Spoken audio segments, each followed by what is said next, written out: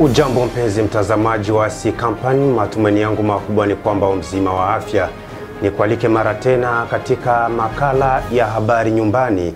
Mimi ni Thompson Unjibatangalwa William, nikikuomba kuambatana nami ili kufahamu kinachojiri nchini Jamhuri ya Kidemokrasia ya Kongo.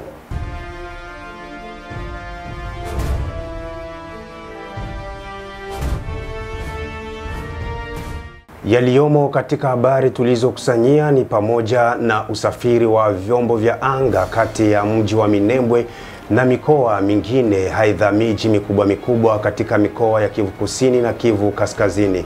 Kwa sasa waweza ukasafiri kwa ndege kutoka Minembwe kwenda Bukavu na Goma.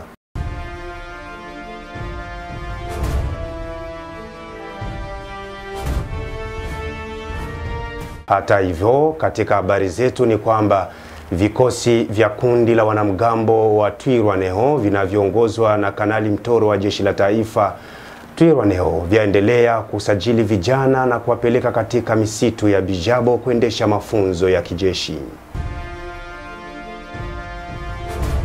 Hata hivyo, ni kuambie kwamba shirika linaloitwa Benevolencia Grand Lac mjini Uvira limekutanisha vyombo vya habari, wanamemba wa mashirika ya kirahia ili kushiriki mazungumzo ya kiukanda katika tarafa za Uvira, mkoa wa Kivu Kaskazini, Kivu Kusini na nchi jirani katika ukanda wa maziwa makuu ili kuongeza ujuzi kwa vijana kuhusu mikataba iliyosainiwa ndani ya ukanda wa maziwa makuu. Karibu.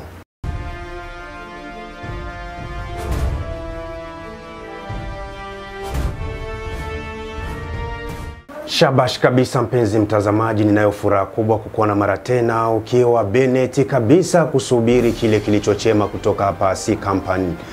Na tukianzia huko Minembwe ni kwamba baada ya usumbufu wa usafiri kutoka katika misitu ya tarafa la Fizi kuelekea miji mikuu ya Bukavu na Goma, hatimaye usumbufu huo umeenda kupata tiba mbadala.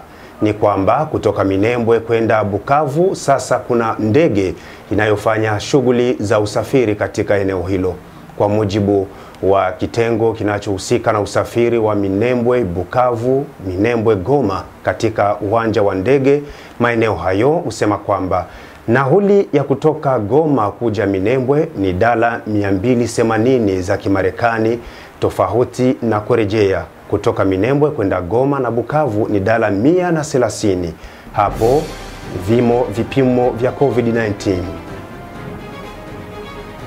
Na tukijelekeza huko Bijabo ni kwamba mashirika ya kirahia mashariki mwa Jamhuri ya Kidemokrasia ya Kongo yaendelea kutaja na kulahumu tabia inayoendeshwa na vikosi vya Twirwaneho, wakitaja kwamba vikosi hivyo vyaendelea kutoa mafunzo kwa vijana waliosajiliwa katika mji wa Minembwe na viungani mwake. Vijana wanafunzi, walimu wamekamatwa kwa nguvu na kupelekwa katika msitu huo wa Bijabo ili kupewa elimu za kijeshi kwa kupambana na wanani. Mashirika ya kirahia ujiuliza, ila katika gwaride huko Bijabo lugha zinazotamkwa huko na nyimbo zinazoimbwa na vijana wa Twirwaneho ni hizi hapa.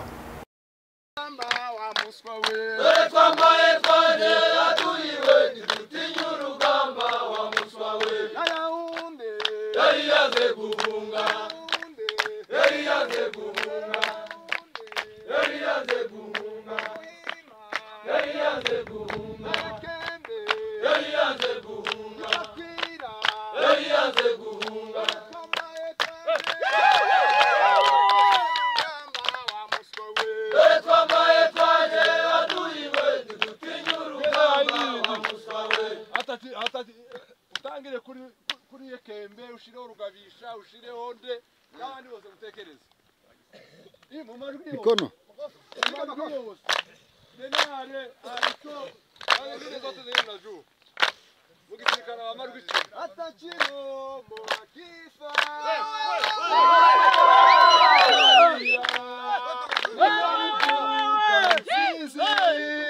awe chakula cha mamba Atajirombo akifa, mimi siwezi kulia, nitamutupa Rusizi, awe chakula cha mamba. Hata ekembe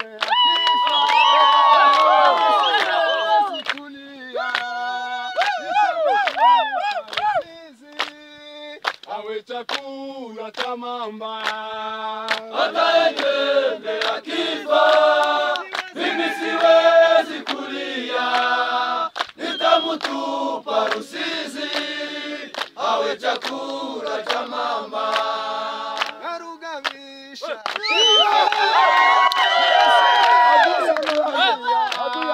nitamutupa Rusizi, awe chakula cha mamba. Narugamisha akifa, mimi siwezi kulia, nitamutupa Rusizi, awe chakula cha mamba. Umutumu akifa, siwezi kulia. Alitakufa ule.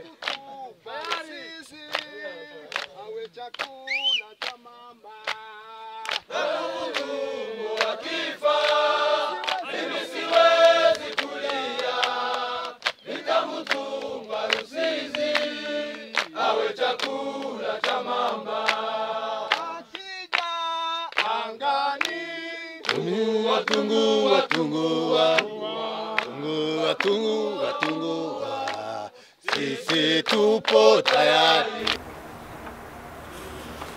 Unaendelea kufuata habari muhimu kutoka mashariki mwa Jamhuri ya Kidemokrasia ya Kongo moja kwa moja kwenye TV yako pendelevu ASI Kampan TV. Turejee mjini Uvira ni kwamba shirika la Benevolencia limefanya mjadala wa kiukanda kupitia mkanda wa video kwa kushirikisha wanamemba wa mashirika ya kirahia kutoka mjini Uvira kuungana na wale wa Goma na Rubavu huko nchini Rwanda ili kujua kipi ambacho kimewekwa sahini katika ukanda wa maziwa makuu. Mwandishi wetu Abema Charles alikuwemo katika mafunzo hayo na amezungumza na watu tofauti akiwemo Baudouin Kaba, mkuu wa mradi wa M4D kwenye shirika la Benevolencia, meya wa jiji la Uvira na wengineo, kama hivi hapa wanavyozungumza.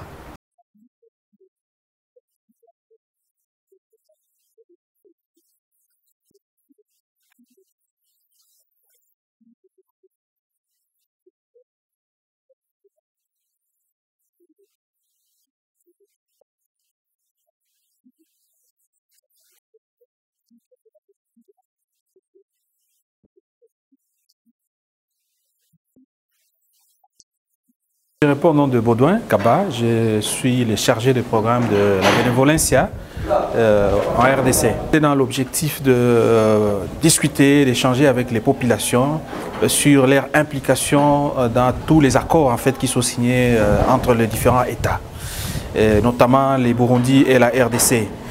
Alors on a compris que voilà, il y a plusieurs accords qui se trament au niveau élevé et que les populations en fait, qui en sont victimes et qui devraient en principe être impliquées pour donner leur point de vue dans la signature de ces accords, cette population n'a toujours pas été impliquée. Voilà pourquoi on s'est dit que faire pour ramener quand même les autorités à la raison et à comprendre le vrai rôle des populations dans tout ce qui se fait au niveau sous-régional. Donc c'est le travail que nous avons fait aujourd'hui avec la société civile congolaise et burundaise qui ont donné des recommandations pour mettre en place un cadre de plaidoyer qui va permettre aux parlementaires de deux pays, aux dirigeants de collaborer et d'impliquer plus la population dans les accords de paix.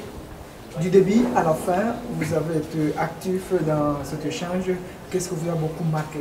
Ce qui m'a marqué, c'est cette participation de la population en fait, qui a reconnu que c'est une thématique qui les intéresse beaucoup parce que tous ces accords qui se fait, d'ailleurs la plupart n'en savent rien et que donc c'était l'occasion quand même pour y revenir, de les informer, mais de montrer aussi combien leur implication est importante quant à l'application et la mise en œuvre de tous ces accords.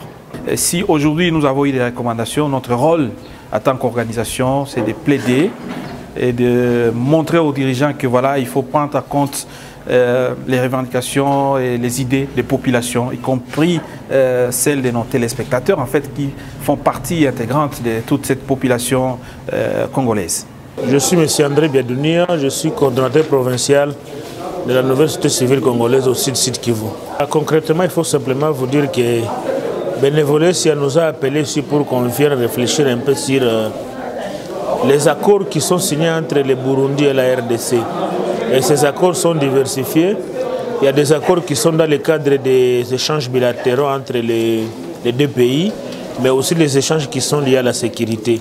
C'est comme ça qu'on est venu nous poser la question, est-ce que réellement, quelles sont les raisons qui sont à la base à ce que ces accords-là soient signés et quelles sont les conséquences de ces accords-là.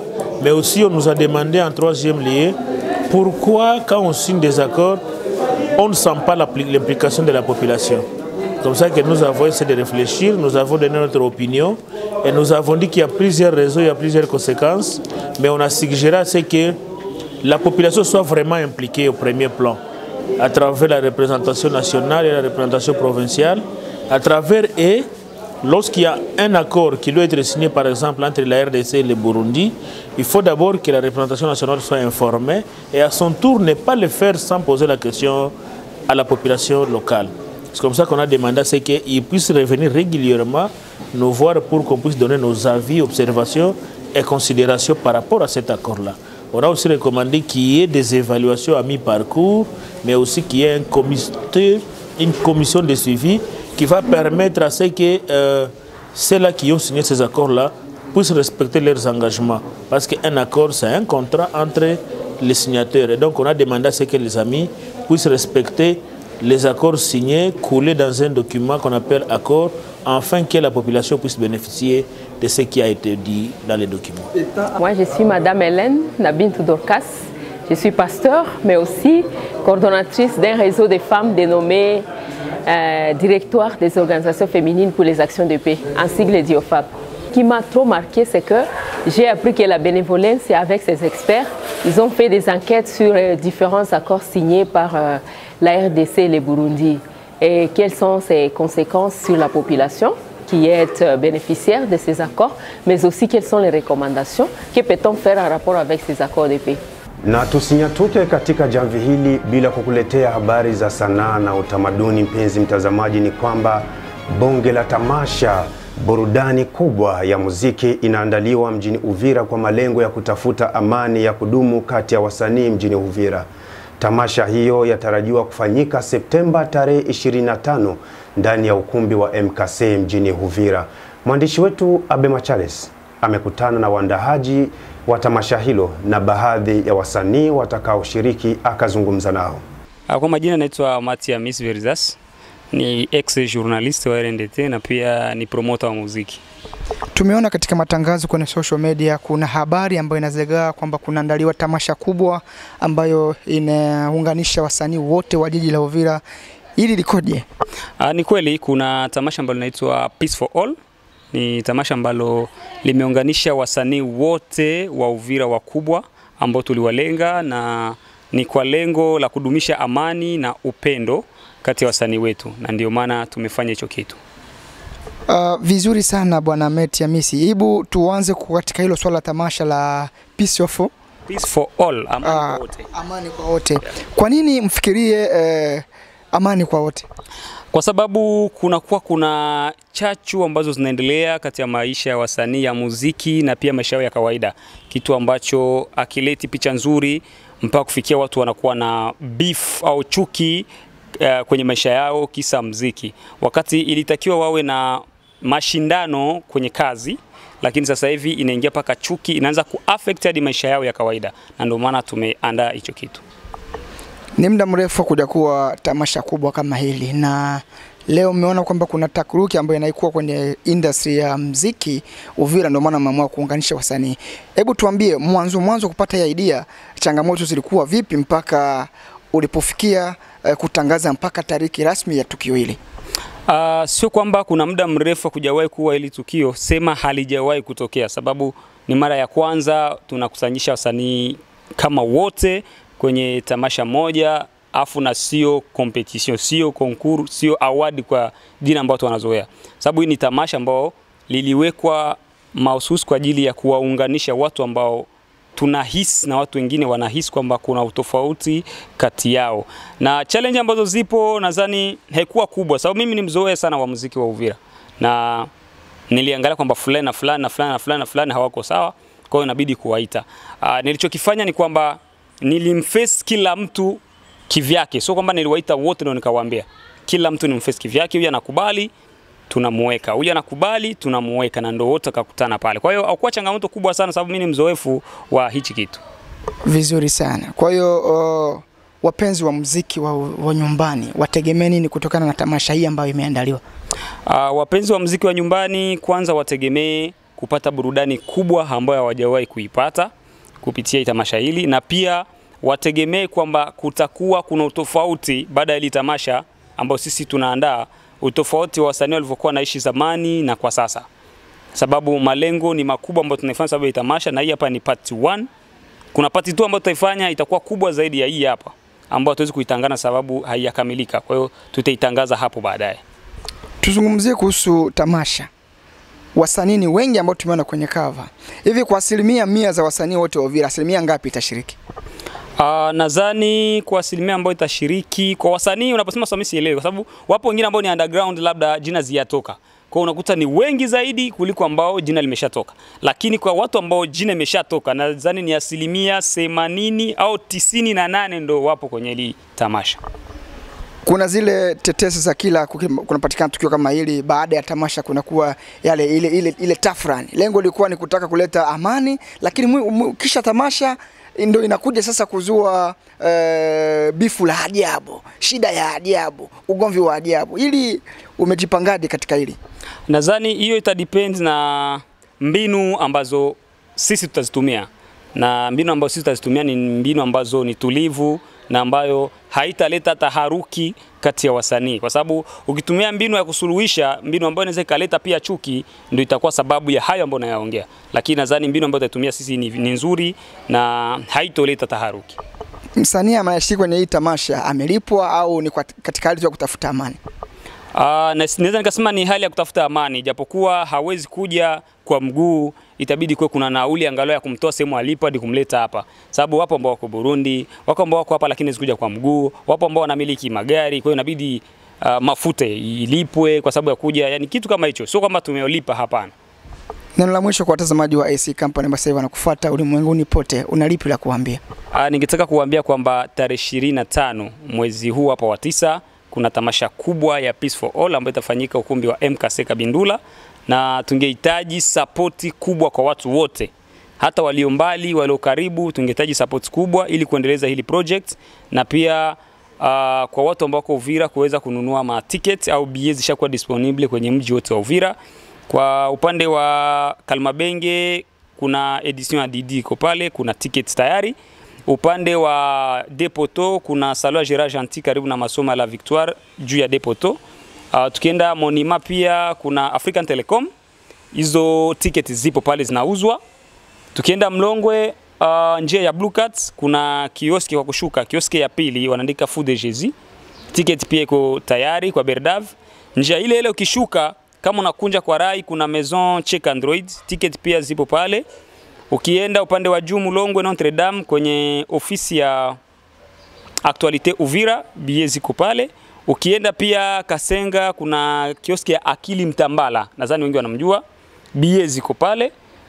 Pia ukienda Kavimvira kwenye studio ya Prote Tembo ambaye anatumikia producer Nova Kimende, billets ziko pale. Ukiingia Yugur Versas kama unatoka kwa Mango Usu wa kwanza Kavimvira kabla hujafika kwa Monisco kuna Yugur Versas pale, tiketi pia zipo pale. Kwa hiyo na waomba watu wote tusapotiane, waje waunge mkono wasanii ili tufanyikishe ili, maana kubwa zaidi linakuja nyuma, na ukumbi ni mmoja tu, ni MKC Kabindula. Ili ni tamasha kubwa ambao kila mtu anatakiwa awai mapema.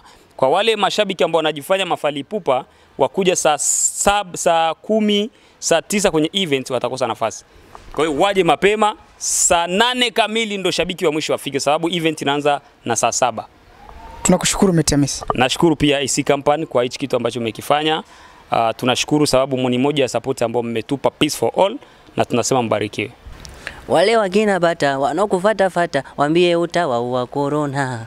Wajue sitokuacha mimi na wewe forever, wakitona midomo wanashona yeah. Pelisa moto mama moto fire, ona ni bebe juu yani twende aya tupate watoto kwa foroma. Sawa, inatosha. Ila basi huu ni mfumo gani wa muziki ambao unaimba wewe? Huyu ni Afrobulo. Afrobulo design Afrobulo ni Afro R&B afu tunafanya na bulo ndani. Okay. Design ya vile. Kwa waandaaji wa tamasha hili, Meti na timu yake nzima, unalipi la kuambia? Niseme tu shukrani kwanza na congratulations kwa hatua nzuri cause wamebuni vizuri kuanza idea kama hii cause tumeanza mziki na kuna wengine walianza kabla yao ila walikuwa hawajawaza idea kufanya kitu kama hichi cha kuleta amani, ila pongezi sana kwa wanawasishia hapa, waendelee wafanye mambo mazuri sana kama hivi sio wanaanza. Inaweza kuwa vema sana. Shabashi kabisa mpenzi mtazamaji wa C Company, hadi hapo ndipo tumeenda kukamilisha habari nyumbani kutoka hapa C Company. Nikualike mara nyingine kutoka kando na kwenye runinga yako C Company kwa kuendelea kujijuza na kufahamu kile kinachojiri nchini Jamhuri ya Kidemokrasia ya Kongo. Mimi ni Thompson Unjibatangalwa William niliyekuwa nawe katika mjengo huu, na upande wa ufundi na kamera alikuweko Abema Charles. Halamsiki.